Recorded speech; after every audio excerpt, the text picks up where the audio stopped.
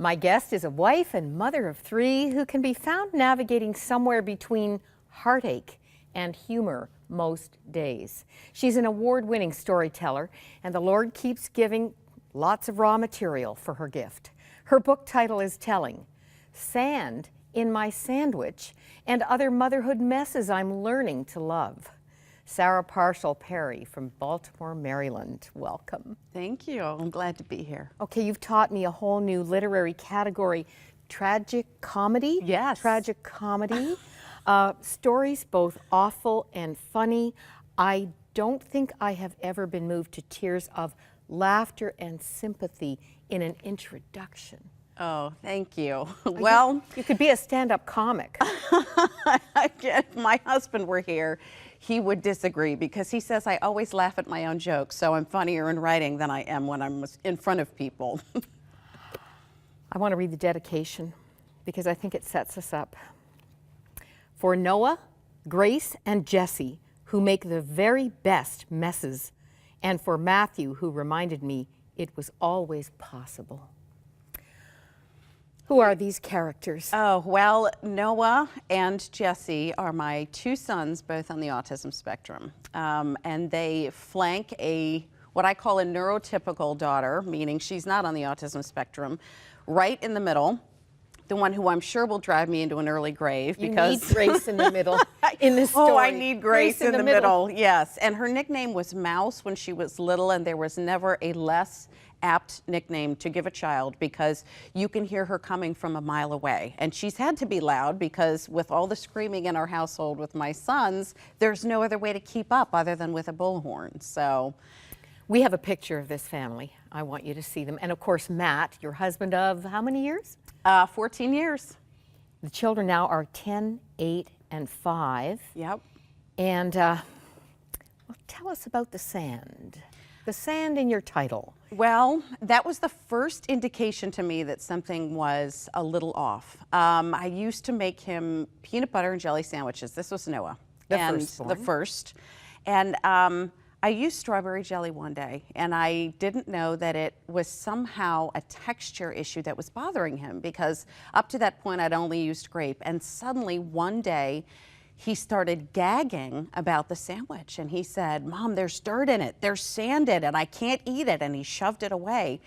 And I remember thinking, there's nothing different. I explained to him, I rationalized, this is not a problem. You saw me make the sandwich, no one dropped it, we're not near the beach, this doesn't make any sense. So then I added that up with some other things that I had noticed as he was growing up. He was a late walker, he was a late talker, and he had a habit of stiffening and flapping when he would get very excited. And my mother's radar went off at a very early age, but I decided that time would tell if this was something we needed to investigate. And really, the sand incident for me was sort of my clue from the Holy Spirit that it was time to look into it. And we went to one of the best clinics in the world, to the chief of neurology at Johns Hopkins, and it took them about 6 or 7 hours with specialists, and we were able to see the diagnosis process through one-way glass. And at one point they showed him a storybook, and he was 5 at the time, and there were a picture of some frogs on lily pads and a dog on the bank. And they said, "What is happening in this story?" And he thought for a moment and he said, "Well, the frogs are suspicious of the dog's motives." He was 5. Really? Those are really big Matt words. and I were kicking each other like, oh, we know what's coming next. And sure enough, all of the speech pathologist, the occupational therapist, our neurologist sat us down and said, listen, he's definitely on the spectrum.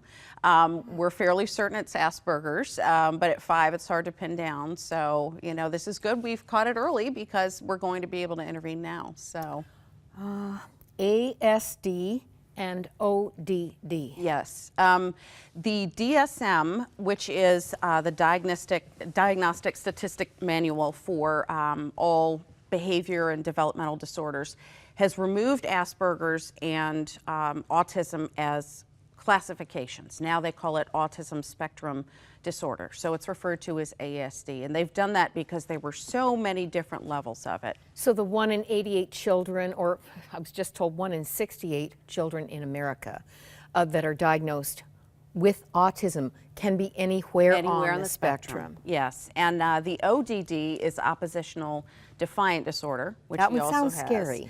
Yes, and that combined with the fact that he is also OCD makes for a very challenging set of experiences. You've just got to pull out one more, just to try to get a sense of what you deal with. Bare feet is an issue for Noah. Yes. Lord help you if your shoes are off and my son is trying to eat, because you better have a bucket handy. It makes him retch. I don't know what it is. We discovered this very early on because Grace decided one day she would play with her Barbie at the table when we were having lunch, and was playing with her Barbie, walking it along the table. She must have been 3, Noah was about 5, 5.5. He said, "Get your Barbie off the table." I said, "Noah, they're playing so nicely. I mean, you're sitting here quietly." Mom, it's her feet." So Grace went, took the Barbie's feet, swirled them in ketchup, and licked the whole thing off. At which point my son decided to retch all over the kitchen floor. No picnics at the beach for this family. No. We can't eat anywhere near sand. So I just want people to get some sense too of what a left turn in your whole journey this is. This is from the introduction. Imagine an ever so slightly uptight lawyer with vacuum lines in her carpet, an immaculate Toyota, and an apartment that smells of orchids. Her spice cabinet is arranged alphabetically. Her taxes are finished in January. Then imagine a small town hero with a giant Ford pickup, sheets he can't remember washing, and no college degree. Now imagine a brief courtship, a hastily set wedding date, and the lawyer thinking to herself, "I'll change him." it never works. You had 10 years together before children, and It doesn't work. You can't change someone. They are who God makes them to be, and that's part of this whole journey, as I've discovered. It was as if the Lord said, your first lesson in letting go that iron grip on your whole life is going to be this guy, because he's the chaotic, fly by the seat of your pants, non-detail oriented, big picture, emotive human being I want to teach you this lesson through. So marriage is a good preparation for children, because you have to take people where you find them, because that's the way God wired them. you say to Sarah, 17 years ago at the Wailing Wall in Yes. Jerusalem, you surrendered, quote, a typical control problem. Yes. I had just gotten out of a bad relationship, and I was really white knuckling this whole, I really need to get married. I'm at the stage, I've gotten my degree, I'm working, time to get married. Everything was on a timeline for me. So I went to Israel with my parents and had a very emotional interaction with the Lord. And I saw these people who were just committing their prayers with the depth of all the emotion they possessed. And I decided to write on a piece of paper, God, give me the patience to wait for the man of your choosing. And 3 months later, I met my husband. So, And he is the perfect partner for yes, he this is. He would say, very you can just stop it challenging. perfect. We'll just say, we'll just stop it perfect, and he'd be plenty happy with that. You know, the stories that come out of the parenting adventure are bizarre, unbelievable, and funny and tragic, just as you've said. But there's more. You were diagnosed in the spring of 2011 with Behçet's disease, a very rare condition. 15,000 people in the U.S. Yes. have this. What does that mean for you? It's a form of autoimmune vasculitis, and it was discovered finally in my own journey after about 5 years of investigating and going to doctor after doctor. They finally diagnosed it at the NIH, but it took a flare of aseptic meningitis and body-wide ulcers and fever, soaking night sweats, and You feel you have anything in common with Job? yes, maybe? so much, so much. In fact, I said that to my husband. I said, really, I mean, with the body ulcers, come on, really, we couldn't have figured out another disease for this.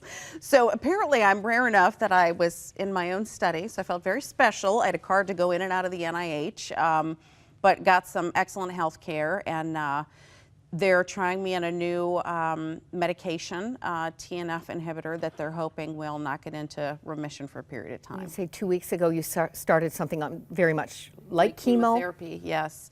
And we're hoping for good results. Eyesight is a big concern for me. I've started to lose the eyesight in my left eye, so they have to get it in enough time that they can prevent the damage from getting any worse. So I don't really know on any given day how I'm going to feel when I get up in the morning, but my children are extremely supportive, but more so than that, Matt has just been the perfect husband for this. He is tirelessly patient with what I like to call the body circus, you know, like what's the next act. So he says, whatever you need from me, I will give to you because God's given me the strength. So this is incredible. I wish we had more time. There's so much more here. You had a brother pass away suddenly at the age of 36, a brother who'd made it through, get this, bacterial meningitis, an accidental gunshot wound to the head, and lymphoma. Yeah. That was a huge struggle with God. Yes. You talk about it in the book.